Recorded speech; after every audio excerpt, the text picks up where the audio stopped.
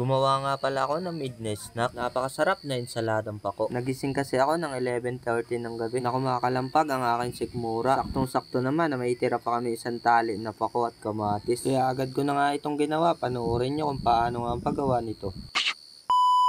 Unang sangkap na kailangan, syempre pako. Binabad ko lang yan sa mainit na tubig. Nilagyan ko na ito ng sachet na paminta. Nasa sa inyo na kung gaano kadaming paminta ang ilalagay nyo. Sibuyas na pula pero pwede rin yung puti. Wala kasi kami nun kaya ito na lang ang nilagay ko. Kamatis na pampakinis raw ng ating kutis. Nilagyan ko na rin ito ng itlog na pula. 2 piraso nga lang pala yan. Tsura pa lang yan, pwede na talagang iulam pero dadagdagan pa natin ng mga ingredients yan. Mayonnaise Lady's Choice, lalagyan namin yan. Tira namin kanina, pinalaman sa tinapay. Pero mas masarap sana kung medyo marami yung ating mailagay. At dahil 11:30 na nga ng gabi ay no choice tayo. Kung hindi, yan na lang ang gagamitin natin. At kung nakarating ka nga pala sa part na ito ay bigyan mo naman ako ng isang malupitang like and share ng ating video. Shoutout na rin po sa sumusubaybay at sumusuporta sa channel ko. Maraming salamat. Mag-ingat po kayo palagi kung saan man kayo naroroon.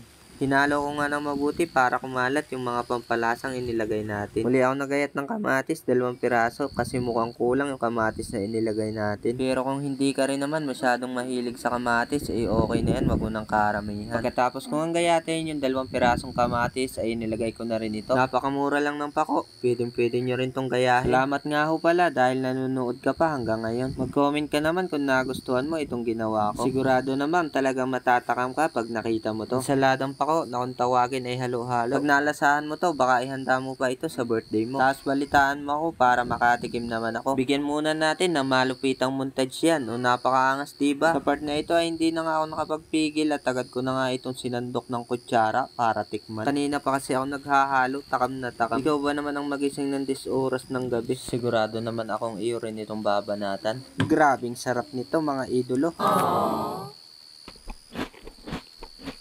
Wow! Di na ako nakontento kaya umupo na ako. Kain po tayo mga idolo. Shoutout nga ho pala sa mga kababayan ko dyan sa Bicol. Santa Elena, Camarines Norte ho ako lumaki. At ngayon ay Mindoreño na ako. Tinatawag na rin ako nila ngayong Mangyan. Nasagot ko sa kanila ay ako ho ay hap-hap Bicolanong Mangyan. Ako man din ho ay nagtataka. Lahat ng sumalta dito sa Mindoro ay tinatawag na rin nilang Mangyan. May time pa na may nagtanong sa akin, tinanong ka naman ako, di may buntot ka na rin. Ano bang tingin nyo sa amin dito sa Mindoro? Mga unggoy?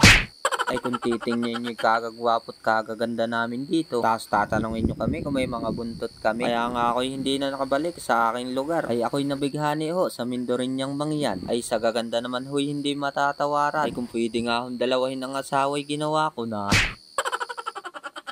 Kaya lang ay hindi ho pwede dahil ang mga Mindoreñang Mangyan daw ay nambibikti. Pag ikaw daw ay nahuling ng bababae. Saka sa lahi ko naman ho ay hindi babaero. Sa itsura ko pating ito ay wala na magkakagusto. Ay siya, tapusin na nga ho natin ito. Kakain muna ako, dyan na kayo.